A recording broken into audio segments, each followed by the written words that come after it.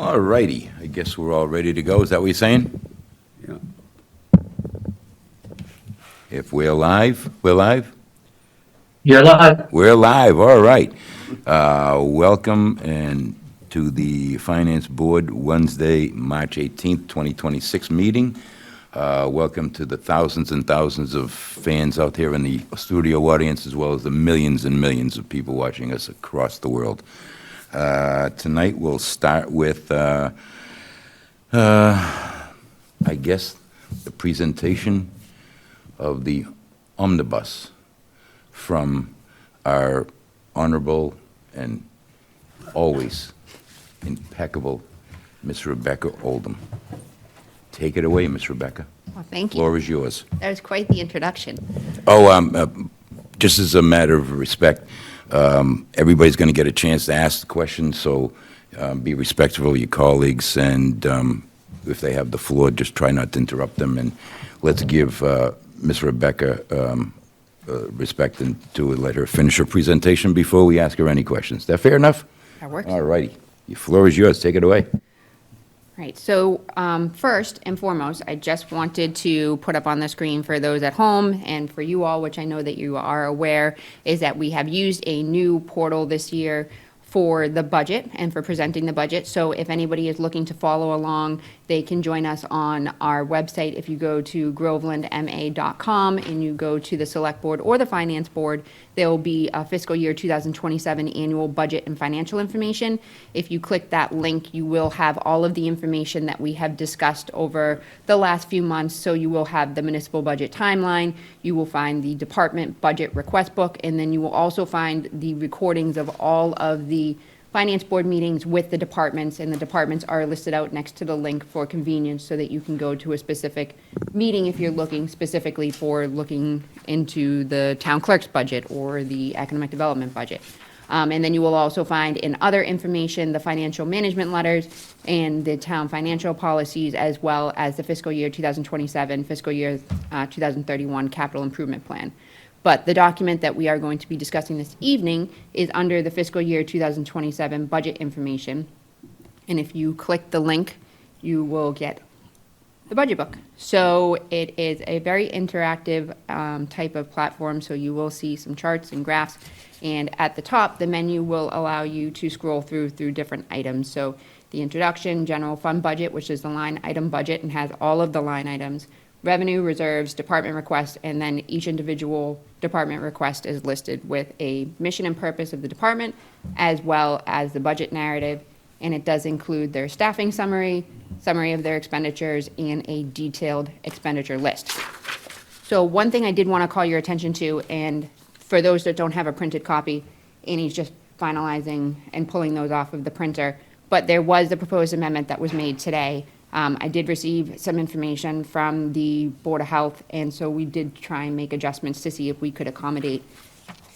So that is reflected as part of the fiscal year 2027 proposed amended 3-18, which is today's date. So I did leave the fiscal year 27 proposed numbers in there so that everybody is aware of what has changed, and we will go over that in the presentation. But I just wanted to make sure that you had that noted, so as we go through, you had that information. I'm going to stop sharing that screen and now share the presentation.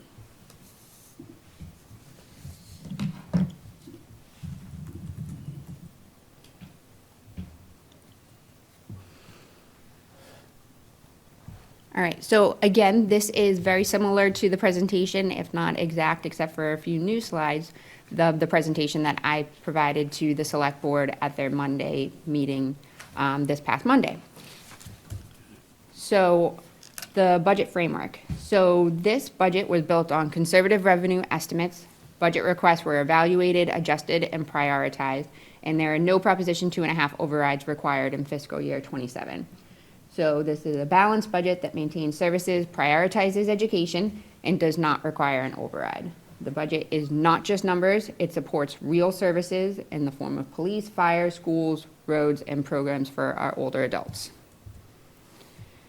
So the major budget drivers for fiscal year '27 and being able to provide an actual balanced budget was the new trash contract and the savings associated with such. As you recall, we've also had many conversations, as I know that the chairman, Bill O'Neill, has sat on the Trash and Recycling Committee, about moving, about moving toward the automated pickup. In addition to that, we were able to work with our vendor to decrease the tipping fee, which was something that we had strived for, but we're not sure that we could accomplish, but we were able to accomplish that. It sets us back to a tipping fee that we had received almost 3 years ago, and the growth of that increase over time will be a 4% over the next 5 years. So it does save us money in the fiscal year '27 budget and beyond. The other savings for us is the transition to the North Shore Regional 911, and so that's in the form of our dispatch. So now that we do no longer need dispatchers, that eliminates 4 positions, 4 full-time positions in our budget, in addition to 4 part-time positions. That's a huge savings in addition to all of the other equipment and things that would be necessary for those individuals to operate. So there's certain computer softwares that we're slowly transitioning out, and there's also other operating needs for those departments that we are slowly phasing out. So that in and of itself saved us a very large amount of money for this fiscal year. But one thing to note about that is that that is really only a one-time savings. All of that money has been repurposed throughout the budget, and we'll see that, including into the police department budget. Another driver for us in the savings was the Lower Whittier Regional Vocational School enrollment. So with the lottery, we are only allowed to have 11 students that will be assigned for Groveland. So with the loss of a couple of students, it actually dropped our numbers substantially. The other savings has been the GIC, the Group Insurance Commission, which is our health insurance. We had seen for years a steady increase of about 6% every year, and then the last 2 years we received a hefty increase of about 12% and then 11%. This year it was 7.45%, and that led to a lower estimate than we had originally proposed, which was, again, another savings for our budget. And then based upon all of the needs of the department and recognizing that these one-time savings gave us an opportunity to take a look further into our needs, we took a look further into our contracts, and we reduced contingencies and some of the wiggle room that were in those line items and repurposed them. So for the revenue estimates, we have our property taxes, which is our major revenue source. Then we have our local receipts, which are what we collect in motor vehicle excise, in addition to the rentals for the cell towers.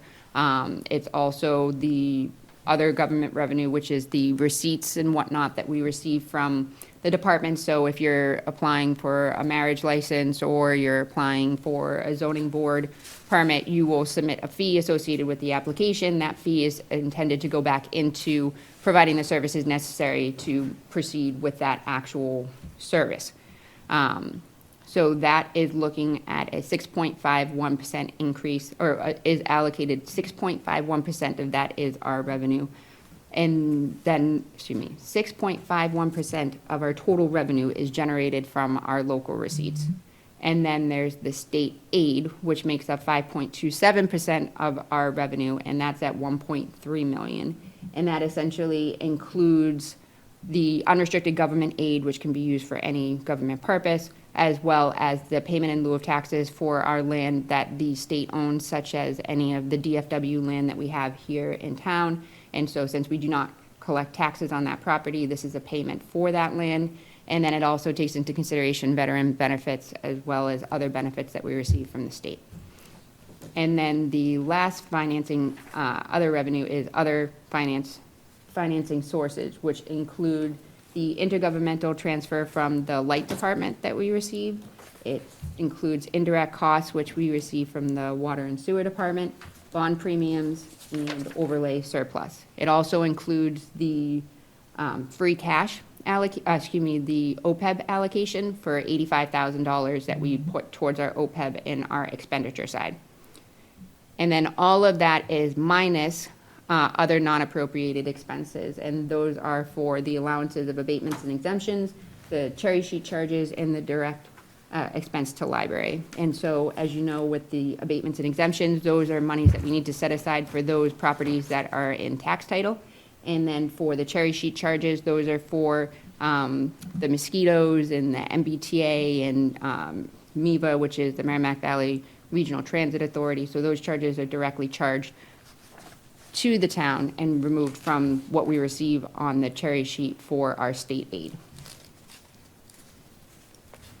And so taking a closer look at our expenditure side, the largest of our expenditures is education, which is 62% of our expenditures, and it is $15.6 million.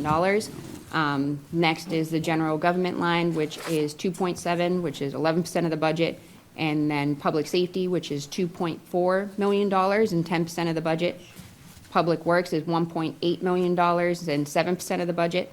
And then unclassified, which makes up our retirement, streetlights, unemployment, OPEB, is $1.1 million, and that's 5% of the budget.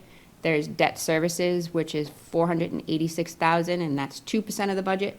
And then we have the library with $394,000, which is 2% of the budget. And then human services, which is the Board of Health, Council on Aging, and Veterans at $346,000 for 1%.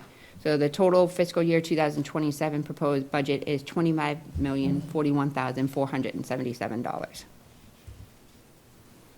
So the way that I've structured the presentation is to take a closer look at the general categories that we just listed out, and the first is general government. So for the select board, the increases with the expenditure line item are attributed to the summer program coverages and the increase in our audit costs. For the summer program, we are now in an agreement with the YMCA to use the Bagnell Elementary School. We charge them a fee, and in turn, they get to use the facility for about 6 weeks in the summer to host a program. And as part of that, we do have some expenses that are incurred, which is through the servicing of the janitor and through the supplies that are associated with such. So we receive a bill from the Pawtucket Regional School District to pay for that. So in the end, the actual revenue generated from that is about $8,000. The town administrator line item, which you'll see in the budget, actually includes legal services. That's not necessarily tied to my department, but because it really had nowhere to go, we just figured it would make sense to leave it there. But that is suggested to be level funded, and there's only a standard cost of living increase for the executive coordinator position and a contract adjustment for myself. For the town accountant, there are modest increases in the education and associations line item, and in addition, there is an added assistant accountant / benefits coordinator position. And one of the things that you've heard from the department when they came to meet with you is that they were looking to add an assistant accountant position to help provide additional capacity within the department for them to focus more on the financial analysis and financial planning for the town, while having that individual be able to focus more on the accounts payable and making sure that the bills and payroll are processed and that they have all of the tedious things accomplished within the office, again, freeing up additional time. As part of that conversation, I know that the treasurer collector had said that they were looking forward to having a municipal clerk-like position, which was something that when we had the Division of Local Services come in way back when, even before I had my role, they had talked about increasing the capacity of the finance department and having that role. But given the fact that they do also have an assistant treasurer collector, we figured that maybe with the assistant accountant position and moving the benefits coordination to that role, providing additional incentive for somebody with the qualifications to do so would open up the capacity of the assistant treasurer collector to do and focus on other tasks related to that office. Again, improving the capacity for multiple offices through this one transition.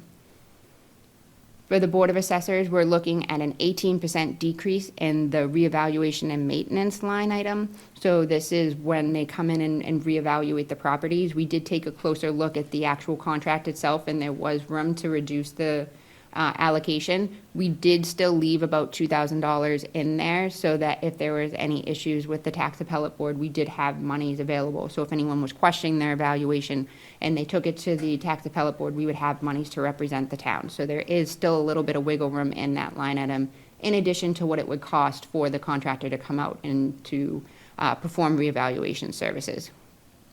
For the treasurer collector line item, there is an increase in the Massachusetts Collectors and Treasurers Association fees substantially. So you'll see that line item increase. The only other line item within that budget that was requested for an increase was the tax title account. But given the way that the court system works and the ability to potentially deficit spend in that particular account, we felt as though it was necessary to free up those monies elsewhere in the budget and to continue to level fund that for this particular point in time.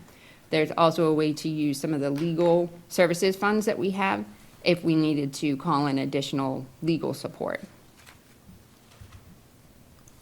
For the town clerk, in fiscal year 2027, we will see 3 scheduled elections. There's a state primary on September 1st, the state general election on November 3rd, and the annual local election on May 3rd. As you saw when the town clerk came before you, she had mimicked the budget after after one of the years that the former town clerk was here and included all of the information or had a similar schedule. And so she was using those numbers as a base. So sitting down with myself and her and the town accountant, we took a closer look at the expenditures that year, and we took a look at how we could reduce that so we could free up overall what was necessary in the budget. So we were able to accomplish that. So you will see, again, reductions from what was originally requested. In the Economic Development Department, you'll see in the proposed budget, there is $1,000 stipends for the town planner if they have an AICP certification. If they do not maintain that certification or lose that certification, they will not receive that $1,000. So in their original request, the town planner had asked for an increase in their salary. And so given the fact that we had taken a look at other comparable communities in the position as an entry level, the salary actually was comparable with those communities. However, in those communities, there were incentives for those planners that held an AICP, so we felt it was fair to offer that same incentive to make sure that we were competitive with our neighbors. And that was something that the town planner felt was sufficient as well in terms of accommodating his desire to further his career and also be more valuable to us here in Groveland. For the insurance, the property and casualty increase is due to the workers' compensation and property valuation adjustments. It also takes into consideration those properties that we currently have insurance for that are not under Maya, one of which is VZ Memorial Park, and the second is actually a supplemental insurance which is through Maya, but a different policy, and that's for 46 Washington Street, which is the vacant building next to the Valley Screw building. So those have increased at about a 10% over last fiscal year.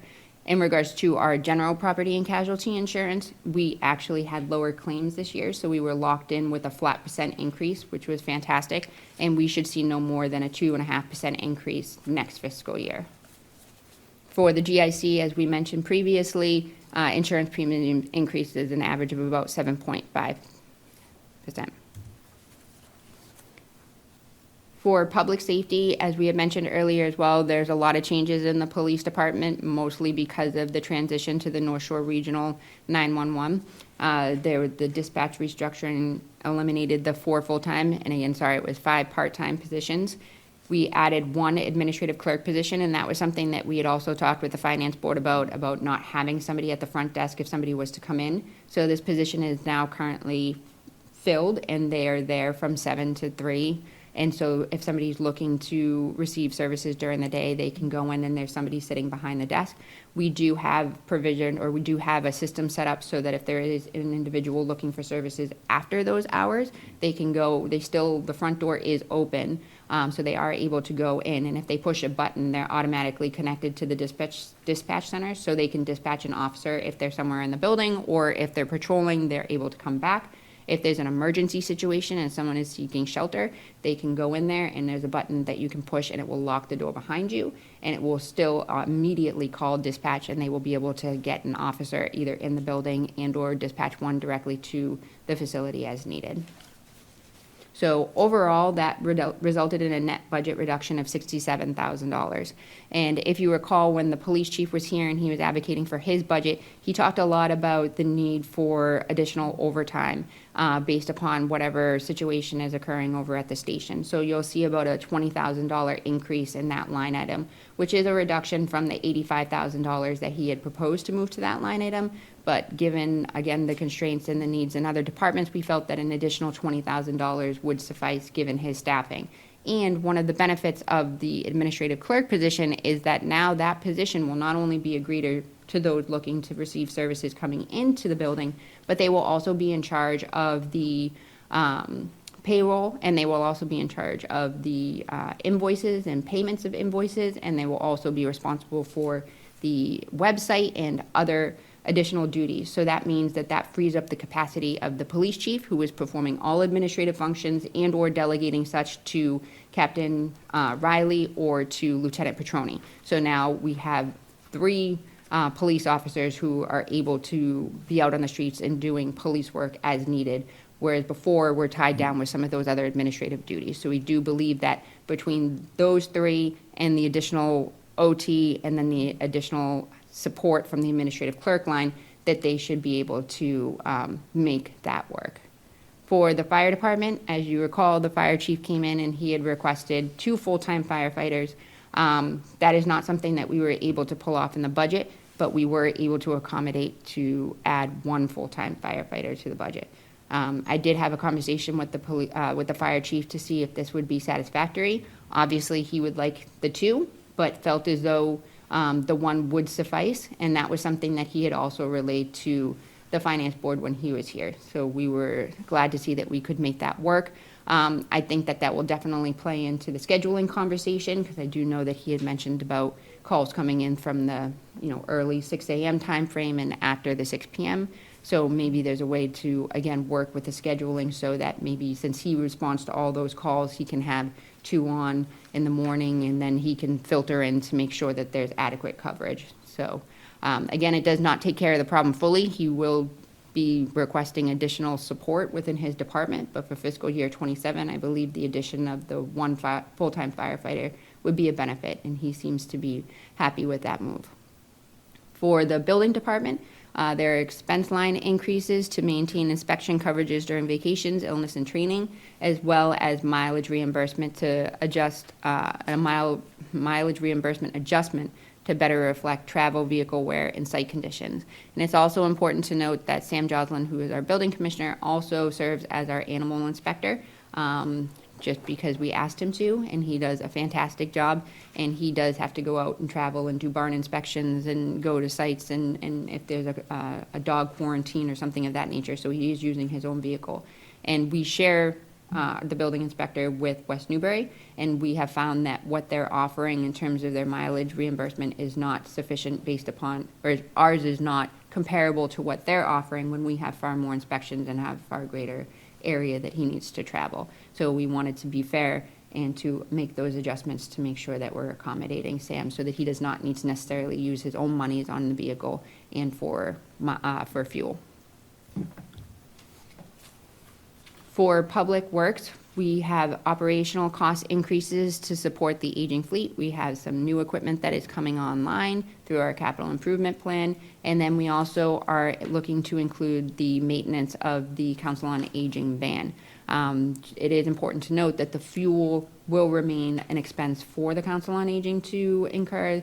They do charge fees for some of their programming and trips, so that should be included as part of their fees that they're charging.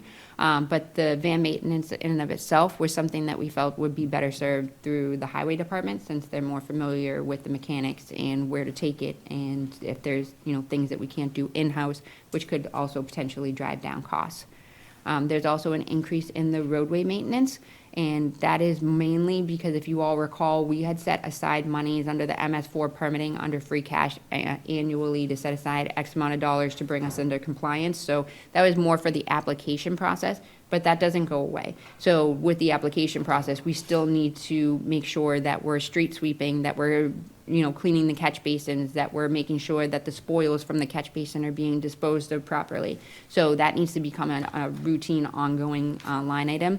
And so what we did was we just added a little bit of money to make sure that we could start to try and be proactive on that, and then also maybe again, start taking a little bit more of a strategic approach where we're doing street sweeping one year in half the town and then another in the other, and where we're measuring how much the spoils are coming out of the catch basins and which ones we need to do annually based on certain features and which ones we can skip.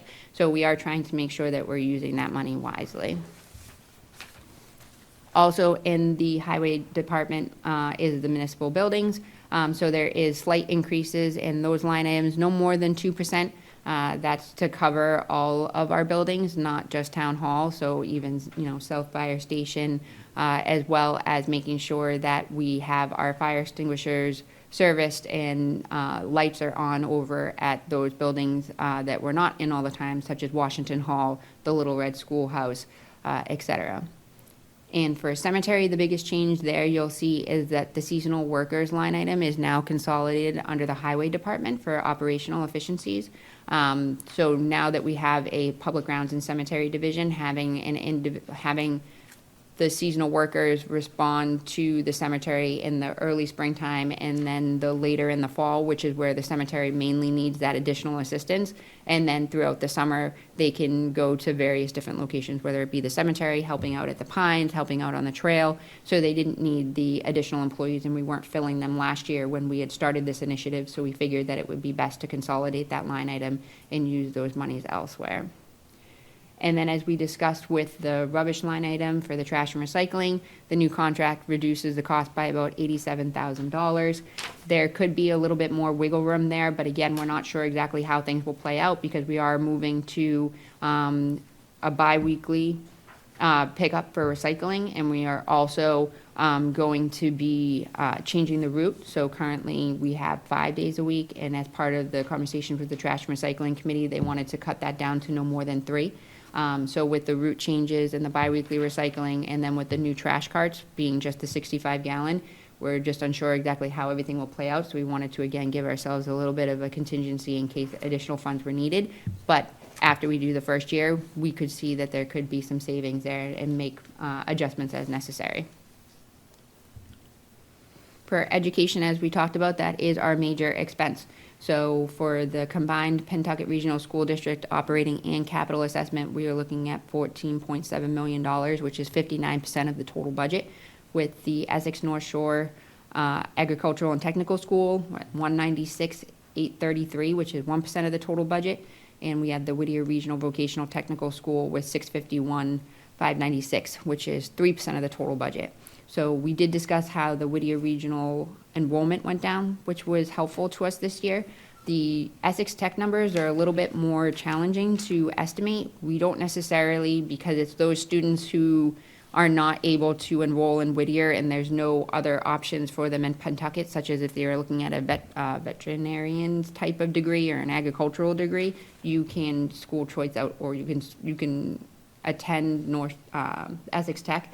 And so we pay per the student. So we have 7 students currently enrolled, but we're not sure if more will apply. So therefore, we estimate an additional student. So we added another student to that estimate. And sometimes that can be 2 students, sometimes that can be 1 student, sometimes that can be 0 students. So it's never really something that we can narrow down, but we had that 1 student contingency proposed for the next fiscal year.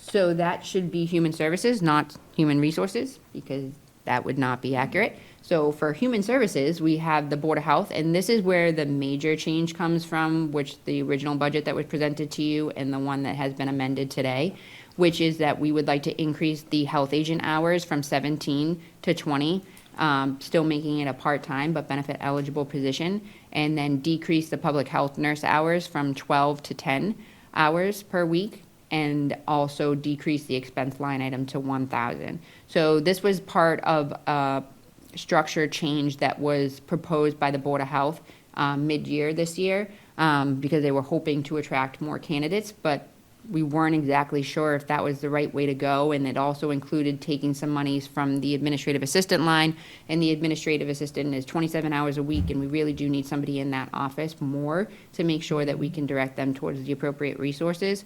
So we felt as though with this change, based upon some information we received from a potential candidate who also works in another community, that we could potentially do a shared type of agreement with another community like we do for SAM, where they work 20 hours here and they work 20 hours there, and then we could potentially split benefits and we could get something implemented. So we did receive news today that that is very likely the case. It's not 100% of a guarantee, but we wanted to make those changes in the budget in case that did become available to us.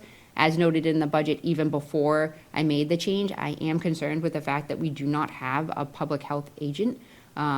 We do have an agreement with a partnership through the state that allows for regional assistance that is based out of Amesbury, and they have an individual who has come out and they've done a lot of the inspections for the restaurants and whatnot that we have here in Groveland, so that has been great, but they don't do the septic.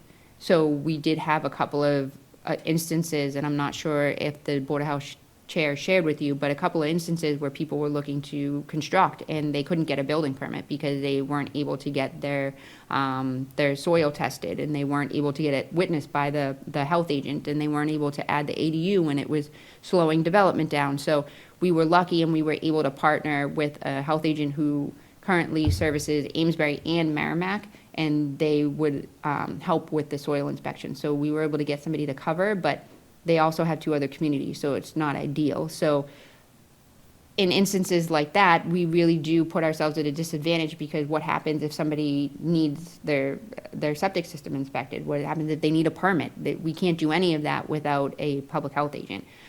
So it's really important for us to identify a pathway forward, and when this presented itself as a more feasible option and something that actually might be something we could do, I figured it was necessary to try and make those budgetary adjustments. The other line items that we adjusted in order to make this possible is in the town accountant line. We decreased the education request slightly, and then we also decreased the evaluation monies for the assessor's office. So like we had talked about, there is still some wiggle room. It's a little under 2,000 now for the tax appellate board if there's any representation needed. For the Council on Aging, the budget proposes a 3% adjustment for the program coordinator, and as you read in the narrative, that was mainly because of the fact that it was calculated on 52 weeks instead of 52.2 weeks, in which case that's how the fiscal year runs. So we felt as though making that adjustment made sense. And with the van drivers, we just lost 1 van driver, and in terms of recruitment and retention, especially in a position of that nature, which there's not many hours and you're driving around, we wanted to be a little bit more competitive, and taking a look at some of our neighbors, increasing that rate from $17 an hour to $18 made sense. So we would want to try and increase that. And then, as we noted, we're looking to transfer the van maintenance to the highway department, and that would alleviate some additional financial burdens that that office has. And as you'll see in the narrative as well, they also receive additional support from the Friends of the Council on Aging, and they also have a revolving account where they're able to charge fees for certain programs, and that money goes back into that account to be used for services. And they also receive formula grant funding from the state, and that's been a steady stream of over $25,000 a year, which again goes to support their operation. And then for veterans, you'll see a slight reduction in benefits because there are fewer veterans that have, there's somebody that was receiving benefits that is no longer receiving benefits, and unfortunately, we don't need to supply those additional services. For the library, you'll also see significant changes, mainly with the Merrimack Valley Library Consortium. It was a 8% increase in their dues, and I believe that Darcy Lepori, the director, came before you and discussed that. Being part of the MVLC is obviously very important. They do provide a lot of support and resources, and it also allows for us to receive certification. That certification allows for patrons here in Groveland to go to any other library that is serviced by the consortium. And it also provides additional resources, not in necessarily if they were to buy a computer, but the procurement of the computer and the type of computer and the type of software and the labor and maintenance associated with the computers are all funded through the MVLC, which means that it doesn't need to come out of our technology budget. There is a technology line item though, and that's $1,000, and it has been for the last few years, and that's where they actually use the funds to purchase the computer itself and also to pay for the printer and copier lease. And then you'll see that the library materials line item has increased 8.5%. This is, again, another unfortunate rule where it is based on the overall percentage of your budget. And last fiscal year, we had made a part-time position full-time, and that was the library assistant, and made them also the technology specialist. So because of that increase, the library materials has increased as well. So that makes it very difficult to move forward with their request, which is to also make the senior library assistant full-time as well, and put them up to, I think it was 20 and a half hours. But what we did do is that as part of their request, it wasn't just to make the position more attractive, but it was based upon some feedback that they heard from the residents about opening the library early on Wednesday, an hour early. So we said, what if we were able to increase that position by 1 hour so that you could make the proper scheduling adjustments so that you could open early on Wednesday? It would still make the position part-time because they would go from 18 to 19, but they would still not be at 20 hours. So that did alleviate some of the financial burden, in addition to the fact that by even just including that 1 hour, we should expect the library materials to increase again next year and to make it more feasible for us, in addition to the increases that we'll see just based upon the fact that we added the 2% cost of living increase for all the others, that we just wanted to be mindful of that, and we thought it was an easier way to absorb those costs and also try and fulfill that operational need that they had expressed. For debt services, the total for the budget is $486,924. Their principal payments are for the Center Street purchase, which is $185,000, the fire department apparatus, which is $40,000, and then the two new projects as part of the capital improvement plan, which would be for the municipal roof replacement and the electrical panel upgrades. Something to note is that at least the Center Street and fire department apparatus, those are part of our debt exclusion. So those are voter approved to purchase those, so they're part of the taxes that we collect. So the monies that you see in the revenue side are being offset in the expenditure side. That's not coming from the taxes that we raise in order to operate. The municipal roof replacement and the electrical panel upgrades, those are non-excluded debt, which is within our operating budget. So we're looking to spend about $95,000 within our operating budget for the payment of these two projects.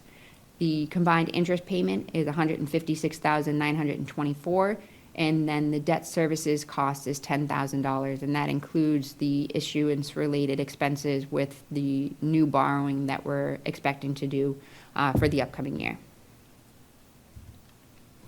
For unclassified, it's a plethora of different things. It's the OPEB retirees health benefits. Our contribution is $85,000. That is part of the approved policy that the Finance Board and the Select Board had adopted a few years ago. We are committed to making that payment again.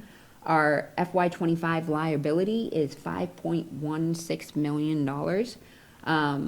The retirement is for fiscal year 27 is 1.43 million, which is a 6% increase over last year, and that's split up between the different departments. So that the town is at 982,000, the water department is at 101,000, the sewer department is at 43,000, and the Groveland Municipal Light is at 303,000. And then there's the sealers of weights and measures, so that's when you inspect the gas pumps, et cetera. That's a state contracted inspection. We did recently start charging fees for those inspections, so the fees that we've collected as part of our local receipts section offsets the expenditure cost, so that's a net zero when you look at it. And then there's the unemployment compensation, so that covers all of our unemployment claims, and it also helps afford UTMC, which is a company that monitors our unemployment. So there's a lot of fraud, more than you would think when it comes to unemployment. So they are monitoring and just making sure that we have the proper paperwork so that we don't get billed unnecessarily. And then there's the Medicare tax, which is a required federal payroll tax. And then we have our street lighting bill, which is a payment that we make to the municipal light department, and that's for all of the lights in our public right-of-ways, subdivisions, et cetera. So for the enterprise fund, we have the water. As we're all aware, in 2025, the annual town meeting approved funding for the new water treatment plant. The Water and Sewer Commission has conducted an independent rate study to guide their financial planning and have a phased rate adjustment planned for over the next 4 to 5 years. If you're looking for more information specific to that study and that project, you will need to see the Water and Sewer Superintendent and Commission. And as we all noted, we did create the new operations manager position. That was an internal hire, so it didn't add more staff, but it provided additional responsibility. So as we start to design the water treatment plant and we start to put what things we need to do next, that actual role will be very instrumental in that. So we felt as though it was necessary to create that. And also in the interim, when we did unfortunately lose the superintendent, that role moving forward would be able to help us to make sure that we're certified and the drinking water is being maintained and operated accordingly. And you'll also see that we made phased adjustments to the water superintendent compensation. As we also just noted, that we did lose our superintendent for a while, and some of that had to do with comparable salaries for that type of position. And with the water treatment plant coming online, we have started to make some adjustments to make sure that we're within industry standards and we're attracting quality candidates to see that project through the end. And for the sewer, as you all know, we don't have a lot of sewer in town. We have about 30% of the town is sewered. We do expect to see increased wastewater flow from the new development on Salem Street, but that new development will generate additional user revenue, and the projected revenue is expected to offset the increased treatment cost. So there is no sewer rate increase anticipated at this time.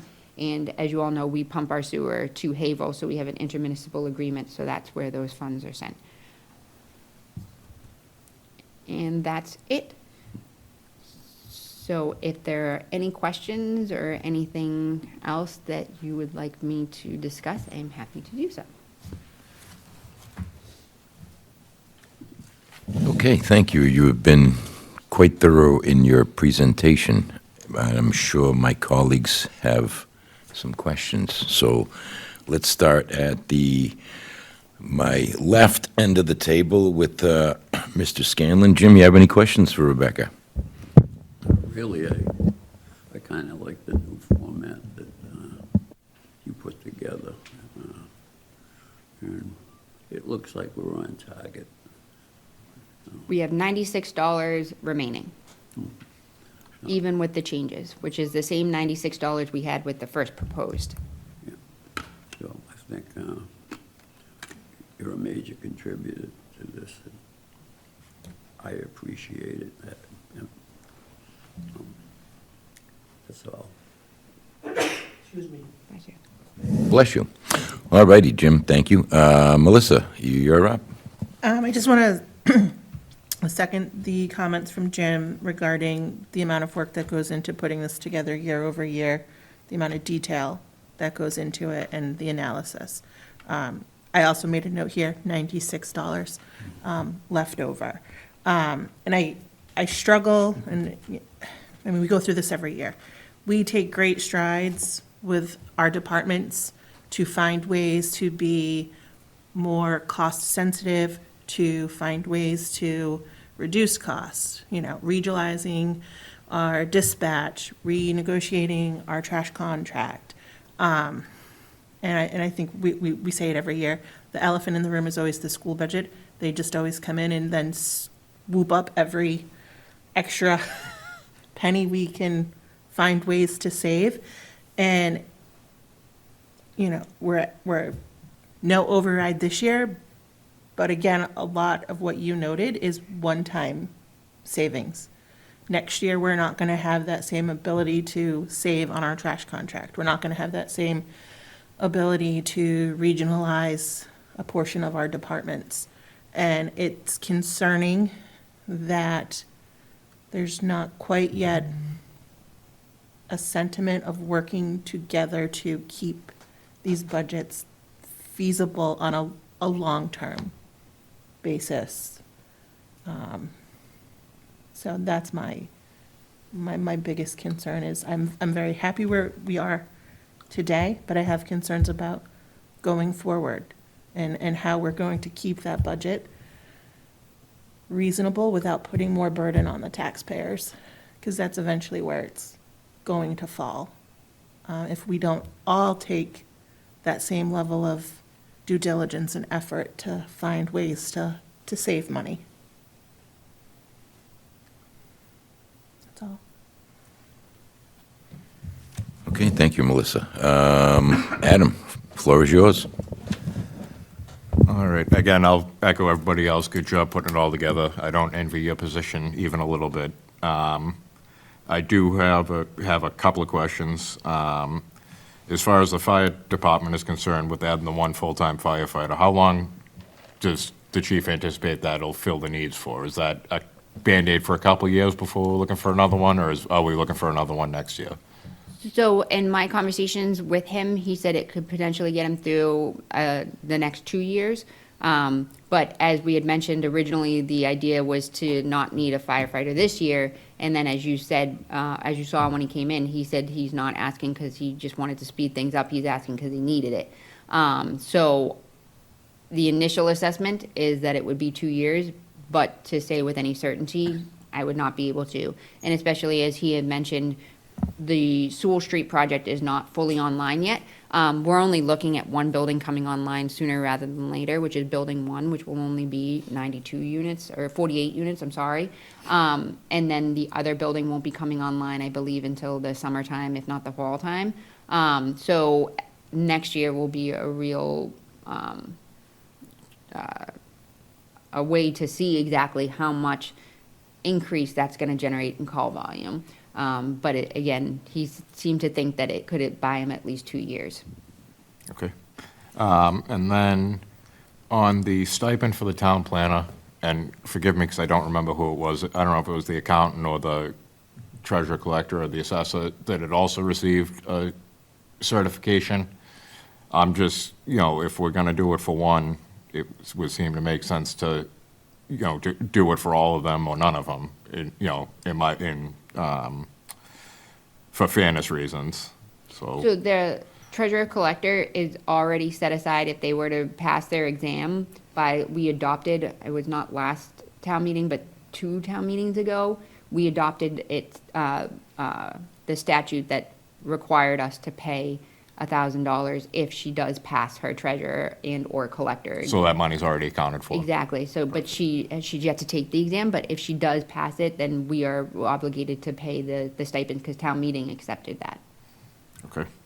And then this is more just a comment to kind of hop on to what Melissa was saying with the school and how much of the budget that eats up. I'd like to see next year, if we're sitting here, I'd like to have some conversations with the school board, before they just say, this is what we need, too bad if you don't like it.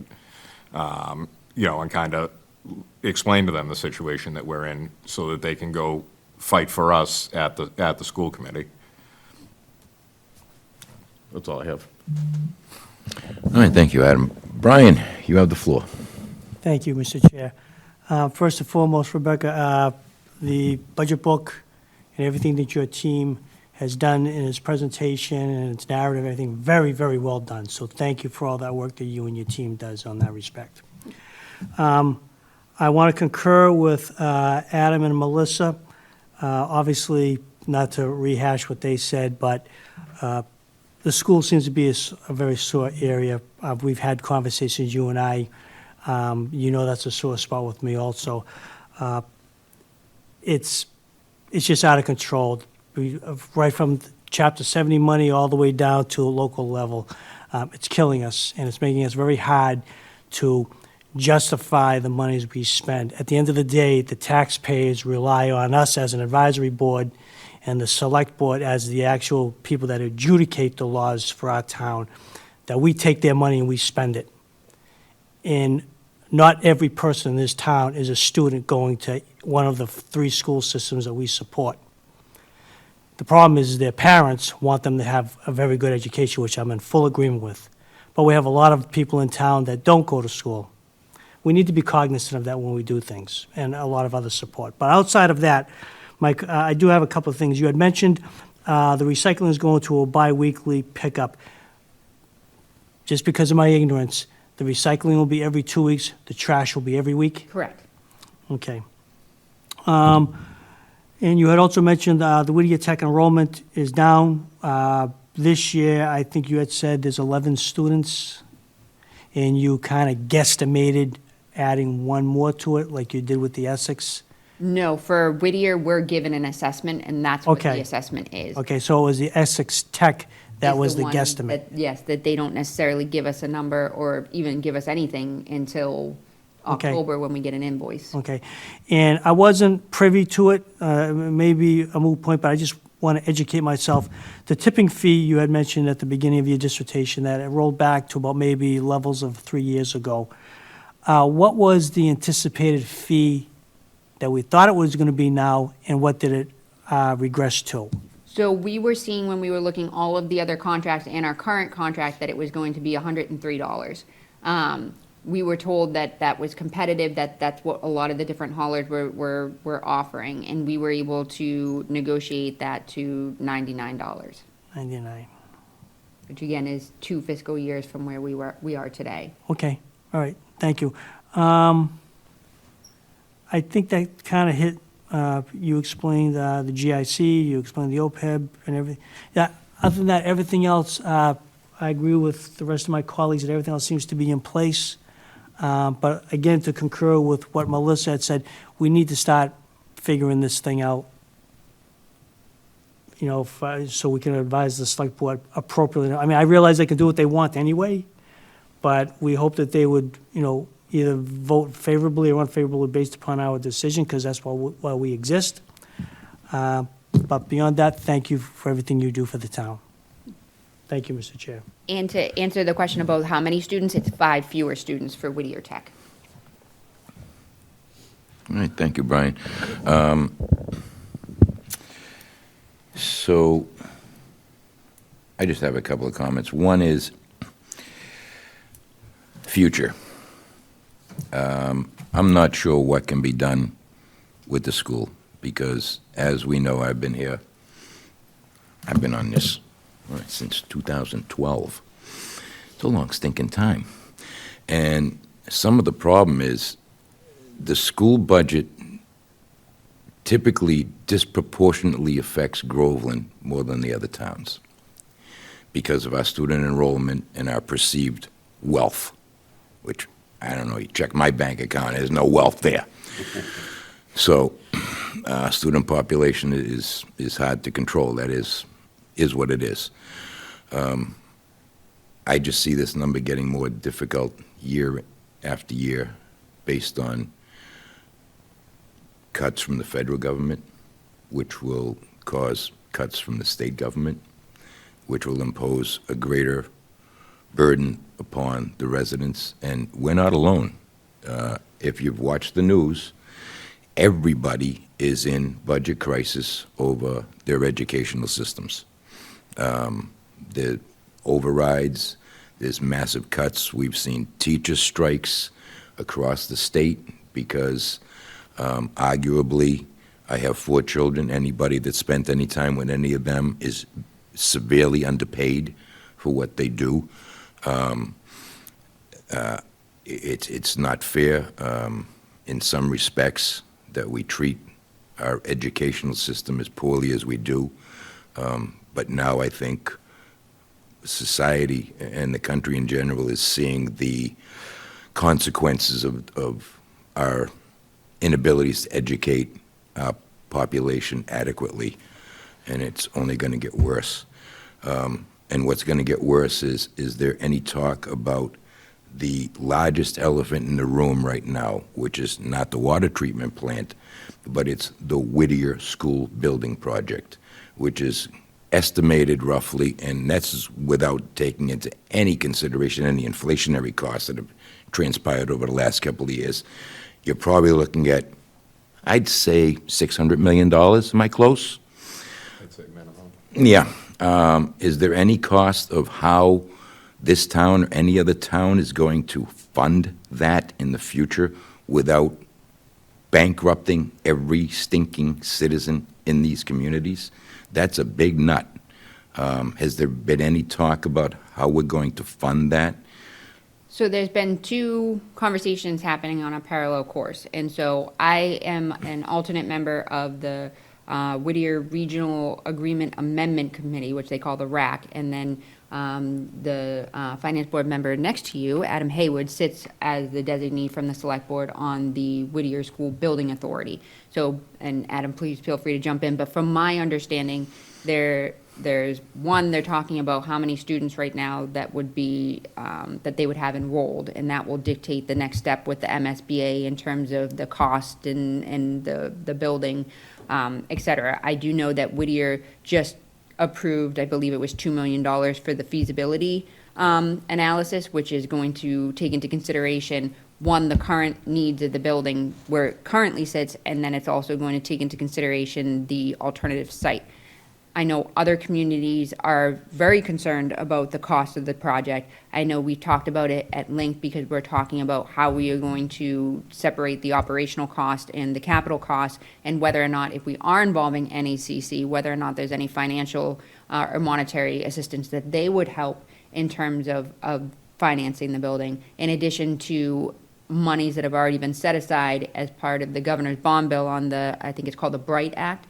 They had set a certain money set aside, but it's not nearly enough to cover the cost of the building. So I know we've been talking to our delegation as a whole for all of the, at least 11 communities, to kind of talk about, you know, what we can do on the state, how much money the state can put aside in order to minimize the cost that the communities will have to go forward with. And then, again, as part of our work on the RAC, it's okay, so are we gonna do what we did for the original? Is it all eligible students? Is it just those students from 9 to 12? Is it, is it per pupil? What is it that we're going to include as part of our calculation, which we're running through funding scenarios right now, so it's giving you a breakdown of if the cost was $600 million, what would that look like for each individual community if you plug it into the spreadsheet and you get the total based upon each of those different funding scenarios? So we're kind of going through that now.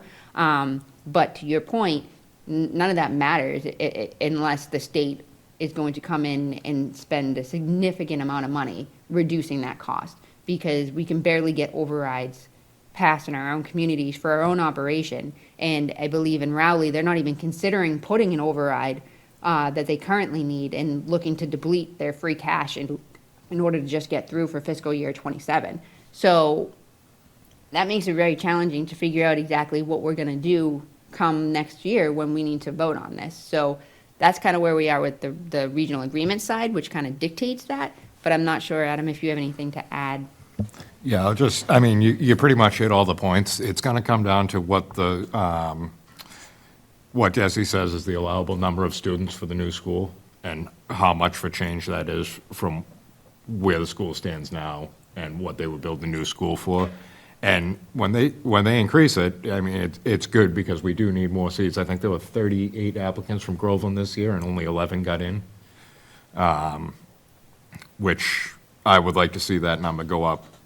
And I think it needs to go up, especially with the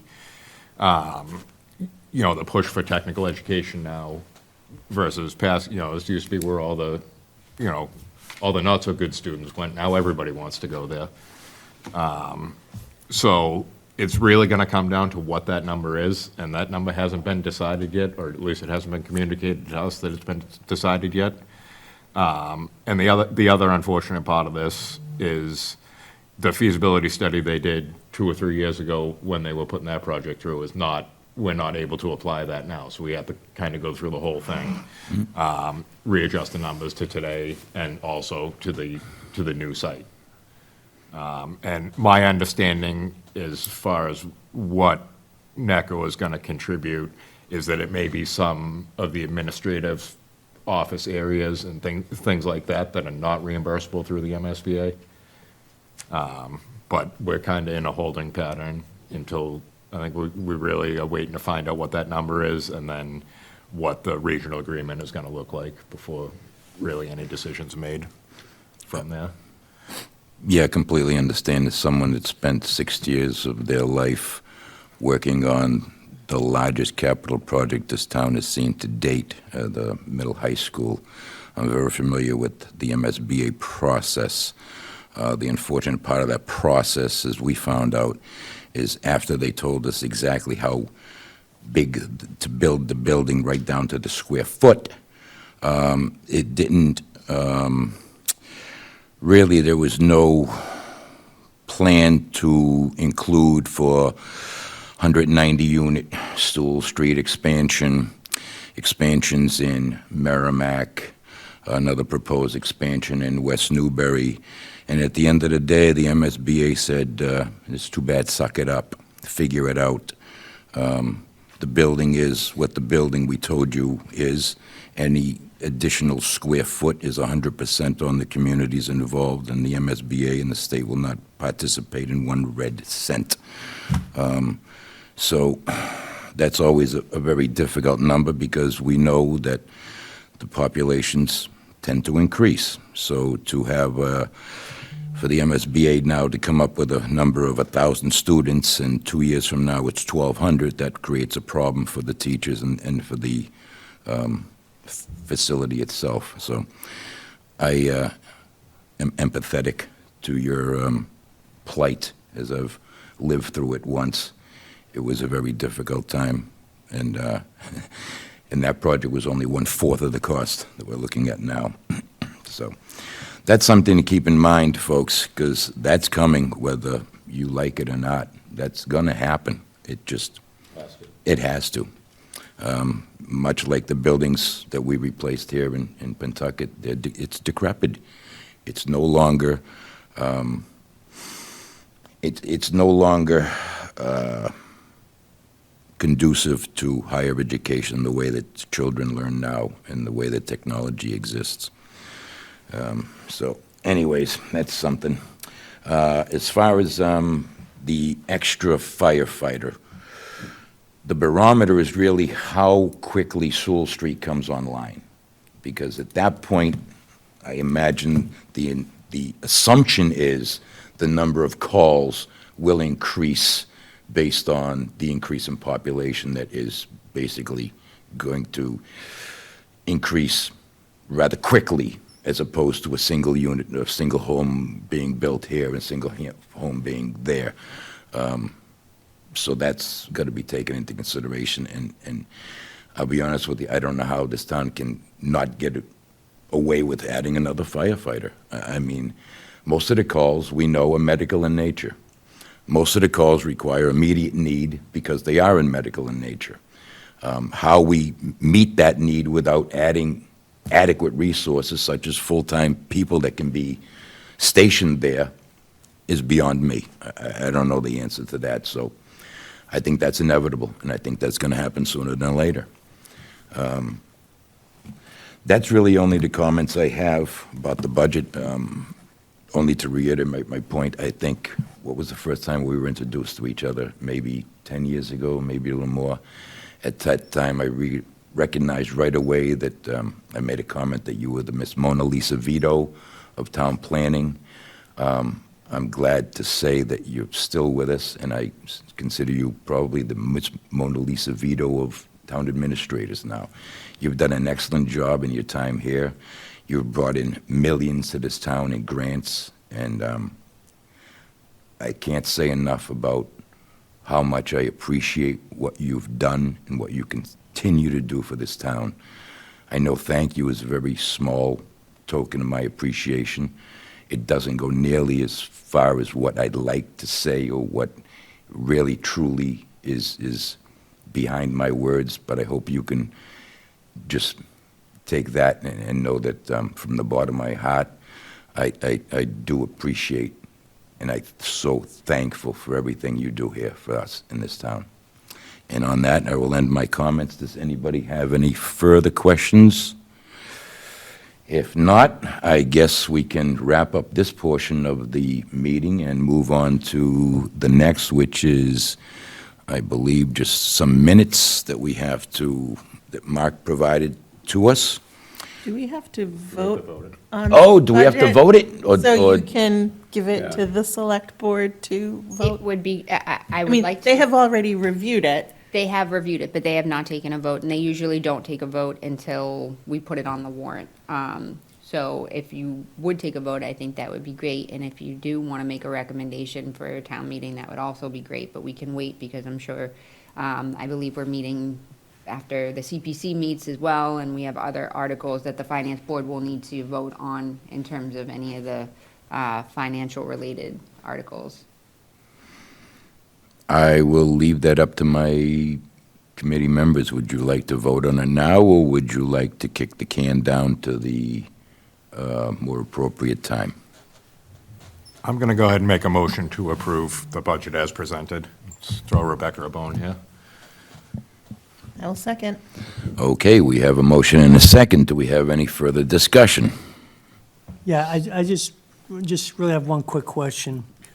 It's probably a real outlier on this, but at the school budget committee meeting, the superintendent had made it known, he had discussed, it's only 1 or 2 students, I get it.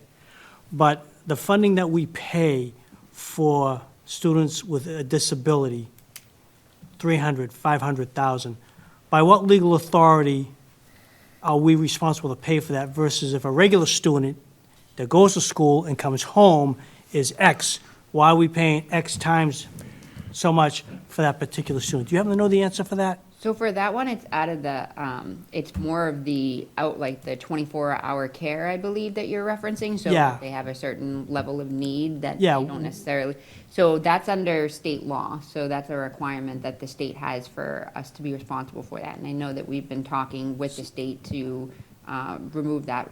Well, because I never got a real explanation of that, excuse me, Mr. Chair, I never got a full explanation of that.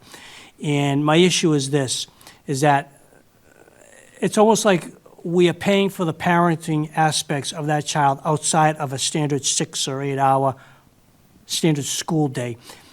That funding could come back to us and be more beneficial to do the things that we need to do with, not so much in the town, just for the school itself. So that's why I asked the question, if you were able to find out if there was a legal reason why we have to pay it, and under what legal standard is that? That's my question, but other than that, I got nothing else. And Thank you. I can I'm look quite into that. sure Miss Mona Lisa Vito will, within matter of minutes, will cite you Mass General Law, chapter and verse. But if there's no other discussion, then all those in favor? Aye. All those opposed? Seeing as the vote is unanimous, thank you very much. Thank you. Shall we move on now to the minutes? Yep, I can put forth the motion to approve the minutes from February 4th February 4th, and I think the other one and was... February 25th. Thank you, I gave the paper to the chair. So therefore, I put forth motion that we approve those minutes. I'll second that.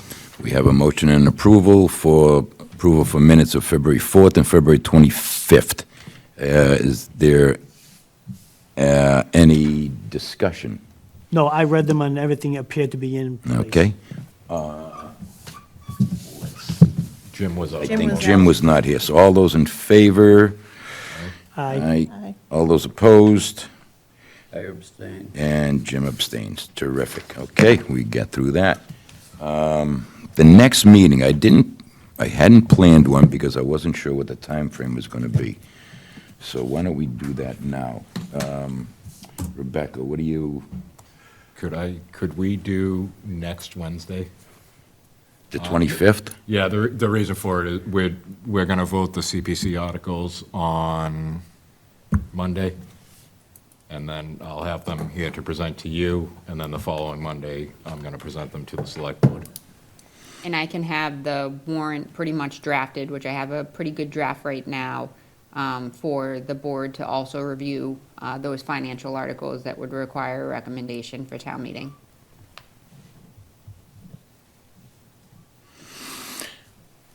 I'm fine with it. Does anybody else have an issue with next Wednesday at same time? 6? Can we do 6? Well, normally I would agree with you, but it's out of courtesy to the town employees who've been here all day. I don't mind. You don't mind? For me, if it's just me that you need to see, then I'm fine with coming later on next Wednesday, if that works for you. 6 works for me. Does it? Let's do it. Okay. Anybody? So therefore, just to reiterate, it'll be March 25th at 6 PM. 6 PM. If Yes, that's- I'm okay with that. Appreciate that. If that's good with everybody, then we'll make that firm, 6 PM. Any other items, excuse me, not reasonably anticipated time of posting? Brian, do you have anything? You don't have enough time for this. You're right, we don't. Adam, No, my answer is, Melissa, I have nothing. Jim has nothing. Okay, we'll fine. take Brian's offline. I'll take a motion to adjourn at 6:12 PM. and I'll second it. Okay, seeing as any further discussion, seeing as there's none, all those in favor? Aye. Aye. All those opposed? Terrific, thank you very much.